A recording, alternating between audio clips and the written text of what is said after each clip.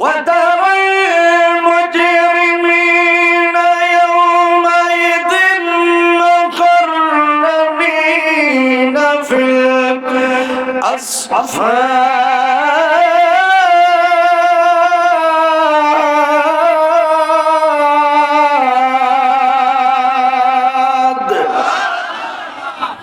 আল্লাহ বলেন, মুহাম্মদ ও আমার নবী, ওই হাসরের ময়দান যেদিন কায়েম হবে সেদিন আপনি দেখতে পাবেন। কি দেখতে পাবেন? আপনি দেখতে পাবেন আবু জাহেল যারা, কাফের যারা, কাফের বেঈমান যারা, ইসলাম যারা মানে নাই, আপনি হাসরের ময়দানে তাদেরকে দেখতে পাবেন। আমি আল্লাহ পাক আমার ফেরেশতারা তাদেরকে শিকল দ্বারা বেঁধে ফেলাইছে। সারাবিলুহুম মিন কাতিরান, তাদের হাত পা শিকল দ্বারা বাঁধা হবে।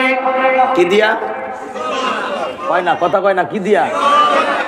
আজকে আলিমদের মাঝাই দেখে আমরা রশি বান্ধা হয়, ডান্ডা বেড়ি পড়ানো হয়, কত চোরের বাচ্চারা বাইরে ঘুরে বেড়ায়, নির্দোষ আলেমেরা কারাগারে রাত আর দিন কাটায়। কথা ঠিক কিনা? সাহস নিয়ে কথা বলেন, ঠিক কিনা?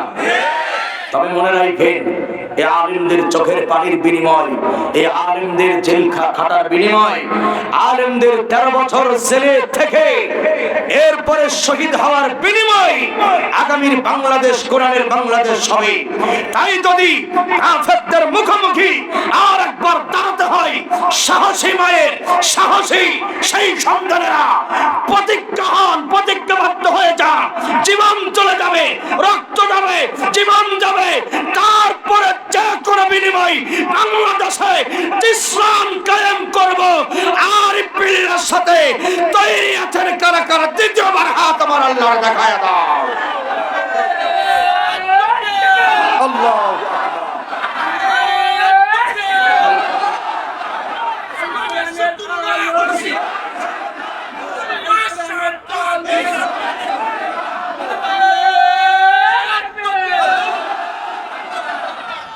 الذي له ملك السماوات والأرض। জবান খুলে বলেন, আসমান চালায় কে? যারা কথা বলেন না তাদের মনে হয় ভারতে চালায়। কে আসমান চালায়? জমিনও চালায় কে? আসমান আর জমিনের মাঝখানে মাখলুকাতকে রিজিক দেয় কে? সব যখন আল্লাহর দায়িত্বে, ইনশাআল্লাহ আগামীর গোটা পৃথিবীটা চলবে আল্লাহর আইন দিয়ে। বলেন ইনশাআল্লাহ। ইনশাআল্লাহ বলেন। আল্লাহ তুমি সেই সুদিন আমাদের সবাইকে দু চোখে দেখার তৌফিক দান করো। আর যারা বলেন আমিন। আল্লাহ বলেন, হাবিব কাফেরদেরকে শিকল দিয়া বান্ধা হবে। একটা প্রশ্ন করি মাঝখানে, উত্তর দিয়ে। বাংলাদেশে কাফের নাই? হ্যাঁ, সত্যি আছে। আচ্ছা, মুনাফিক বেশি না? ওই ওই আর কি, এপিটার ওপিট, এপিটা ওপিট। আপনারা কিছুক্ষণ পরে বুঝতে পারবেন কাফের কারা, আয়নার মতো পরিষ্কার হয়ে যাবে ইনশাআল্লাহ। বলেন 15 পয়েন্ট বাড়ায় দেন। আল্লাহ বলেন কাফেরদেরকে শিকল দ্বারা বাঁধা হবে। আর গরম আলকাতরা। গরম কি? আলকাতরা চিনেন? দেখতে খুব সাদা। আলকাতরা সাদা? হ্যাঁ, আলকাতরা সাদা না কালো? গরম আলকাতরা। এই আলকাতরার একটা পোশাক কাফেরদের গায়ে পরানো হবে। ফুটন্ত আলকাতরার জামা পরানো হবে। কেন? ইচ্ছা করলে আল্লাহ প্লাস্টিকের পোশাক পরাইতে পারত, ইচ্ছা করলে আল্লাহ কাঠের পোশাক পরাইতে পারত। সব বাদ দিয়ে আলকাতরার জামা কেন পরানো হবে? কারণ হলো আলকাতরা এমন একটা জিনিসের নাম, আগুন লাগাইতে দেরি, আগুন জ্বলতে দেরি হয় না। ঠিক কিনা বলেন? ওয়াতাওয়াশা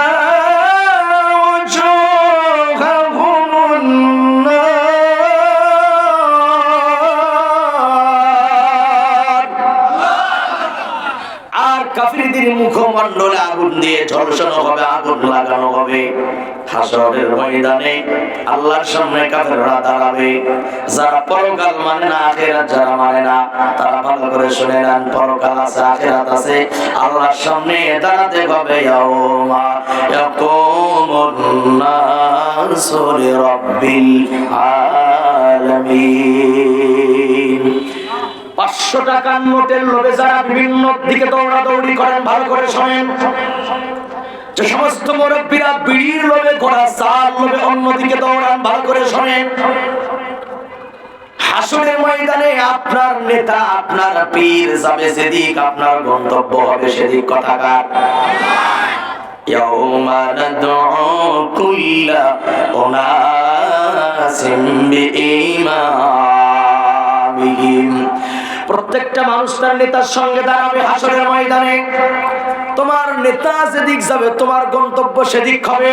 কারণ দুনিয়াতে নেতার কথাই তুমি আলেমের বিরুদ্ধে মিথ্যা সাক্ষী দেওয়ার জন্য কাঠগড়ায় দাঁড়াইছিলা। কোরআনের কথার সাথে মিল আছে না ভাই? মিল আছে কিনা বলে? তোমার নেতাই বলেছিল হুজুর রে ধর, তুমি ধরছিলা হুজুর রে। তোমার নেতাই বলেছিল মাহফিলের প্যান্ডেল ভেঙে চোরমার করে দাও, নেতার বক্তব্য ছিল মাহফিল ভেঙে দিয়েছিলাম। সুতরাং নেতার কথাই জীবন যারা চালাইছিলা, নেতা যাবে যেদিক কর্মীগুলারও যাইতে হবে সেদিক। কথা ঠিক কিনা? আল্লাহ বলেন পৃথিবীর সমস্ত মানুষকে রবের সামনে দাঁড়াতে হবে। দাঁড়াতে হবে। আরে ভাই, দুনিয়ার খেলা তো খেলা না, আসল খেলা তো হাসরের মাঠে হবে। আসল খেলা কোথায়?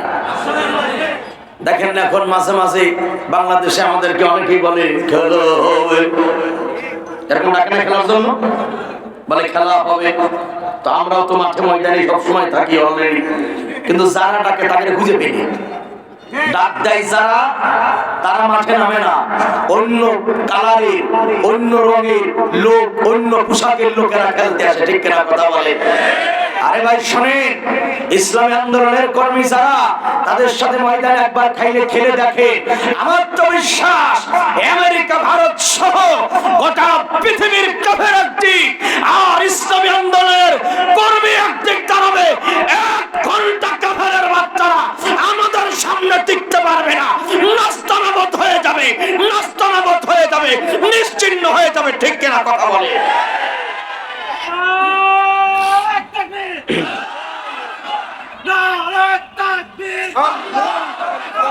ইসলামের শত্রুরা হুঁশিয়ার, সাবধান।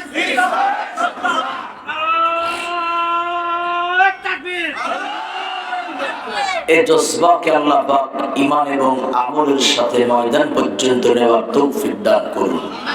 আর জোরে বলে আমিন। সুতরাং আসল খেলা দুনিয়াতে নয়, আসল খেলা হবে, ফাইনাল খেলা কোথায়? কোথায় হবে? হাসরের মাঠে হবে। দেখা হবে ওই দিন। দেখা হবে কিনা? আমার মনে হয় না ওদের খুঁজে পাওয়া যাবে। ওদের খুঁজে পাওয়া যাবে না তো, এক শালারও খুঁজি নাই কাছে, ওদের খুঁজে পাওয়া যাবে না তো। ওরা হাসরের মাঠ থেকে পালানোর চেষ্টা করবে, কোরআনের বক্তব্য বলি, কিন্তু পালাতে পারবে না। ওরা মরার চেষ্টা করবে, কিন্তু মরবেও না। কেন মরবি? দুনিয়াতে সাধারণ জনগণকে যেভাবে রিমান্ড এনে কষ্ট দিয়েছিস, আলেমদের যেভাবে কষ্ট দিয়েছিস হাড়ে হাড়ে, দুনিয়ার রিমান্ড তো রিমান্ড নয়, আসল কষ্ট, আসল রিমান্ড তো ফেরেশতারা তোদের হাড়ে হাড়ে টের পাবে, কলিজা পর্যন্ত চলে যাবে। ঠিক কিনা কথা বলে? অপেক্ষায় থাক, দেখা হবে হাসরের ময়দানে ইনশাআল্লাহ। আল্লাহর বক্তব্য ভালো করে শুনুন ইয়াং ভাই। আর আল্লাহ বলেন, সুতরাং পরকালে যারা বিশ্বাসী নয়, তারা এই কোরআনের কথা তারা সহ্য করতে পারে না। আখিরাতে যারা বিশ্বাস করে না, আল্লাহর নাম তারা সহ্য করতে পারে না। কিন্তু আল্লাহ বলেন, হাবিব, হাসর তো আছে, পরকাল তো আছে, অবশ্যই অবধারিত। ইযা ওয়াকাতিল ওয়াকিআ লাইসা লিওয়াকাতিহা কাযিবা। এই পিছনের ওই কয়জনে, এই ভাইরা, এই মানে কি হয়েছে? ইধার মে হো। হ্যাঁ, তো ভালো ছেলে, মাশাআল্লাহ। আসো ভাই, কাছে আসো। দূরে দূরে কে? যা খাইতেছো খাইছো, আর খাইও না, ঠিক দাও, পরে খাইও। কথা শোনো, কাজে লাগবে ইনশাআল্লাহ। মনে করছে আমি কিছু দেখতেছি, আমি তো পিছন পর্যন্ত দেখতেছি কেনা কি করতেছে। কথা শোনো, পরে খাওয়া যাবে, এই কথা আর আগামীকাল এখানে হবে না, ঠিক কিনা বলেন? এই জন্য কোরআন থেকে বলছি, শোনেন, বোঝেন, সমাজকে পরিবর্তন করার চেষ্টা করুন। আল্লাহ আমাদের ইমানে শক্তি দান করে, বলি আমিন। হাসরের ময়দানে তারা দাঁড়াবে যারা পরকাল মানত না।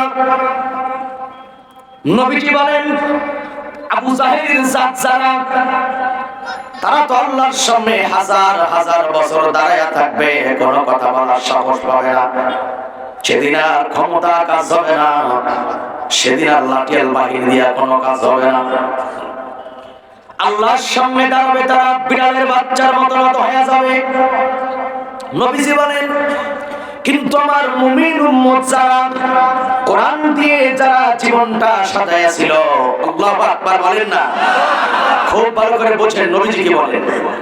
ইসলাম দিয়ে যারা জীবন পরিচালনা করেছিল, পায়ের তালু থেকে মাথার তালু, রান্নাঘর থেকে সংসার পর্যন্ত যারা ইসলামের ব্যানারে জীবন চালাইছিল, আল্লাহর হাবিব বলেন, ইউখাফফাফু আলাল মুমিন হাত্তা ইয়াকুনা কাস-সালাতিল মাকতুবা। পড়েন আলহামদুলিল্লাহ। কত সুন্দর একটা সংবাদ আমার রাসূল দিয়েছেন ১৫০০ বছর আগে। নবীজি বলেন, কাফেররা হাজার হাজার বছর আল্লাহর সামনে দাঁড়ায়া থাকবে, অতিষ্ঠ হয়ে যাবে প্রচন্ড গরমের কারণে, উপরের গরম নিচের গরম, তারা অতিষ্ঠ হয়ে যাবে, তারা মাতাল মাতাল ভাব হয়ে যাবে। কিন্তু আসলে তারা মাতাল হবে না। কিন্তু যারা ইমানদার মুমিন উম্মত, রাসূল বলেন, ইউখাফফাফু আলাল মুমিন, ইমানদার মুমিনের হাসরের ময়দানে কোনো প্রকার ভয় থাকবে না। সুবহানাল্লাহ। যারা রাসূলের সৈনিক, তাদের কোনো ভয়। নবীজি দৃষ্টান্ত দেন কাস-সালাতিল মাকতুবা।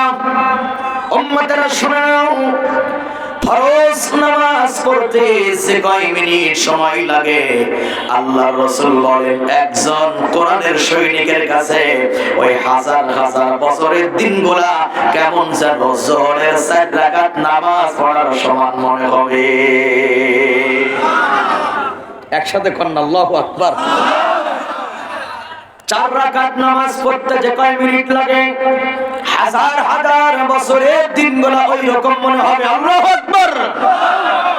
এখন আমার একটু জানতে ইচ্ছা হয় আপনাদের কাছে, বলেন পাবনার মুসলমানেরা, ৪ রাকাত নামাজ পড়তে কয় মিনিট সময় লাগে?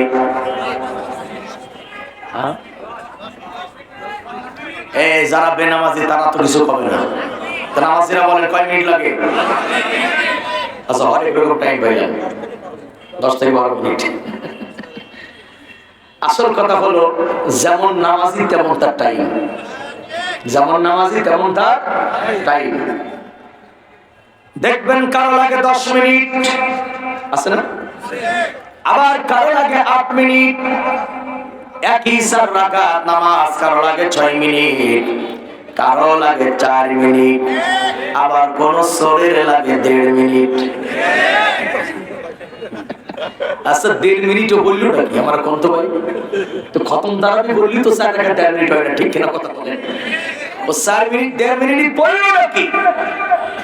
যারা 1.5 মিনিটে 4 রাকাত পড়েন তারা শোনেন, আল্লাযীনা হুম ফি সালাতিহিম খাশিউন। কান খাড়া করুন যুবক, আল্লাহ বলেন, যারা সফলকাম মুমিন, যারা সাকসেসফুল মুমিন, তারা তাদের নামাজের ভিতরে বিনয়ী ভাব প্রকাশ করে।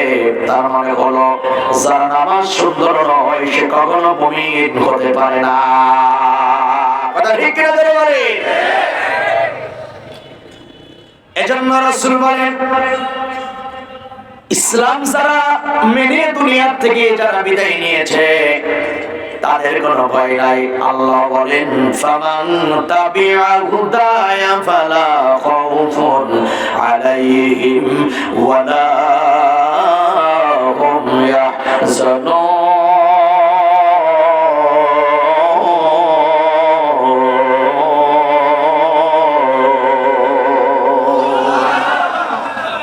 বলেন হিদায়াতের গ্রন্থ কোরআন যারা মানবে তাদের ভয় নাই, তাদের চিন্তাও নাই। আলহামদুলিল্লাহ।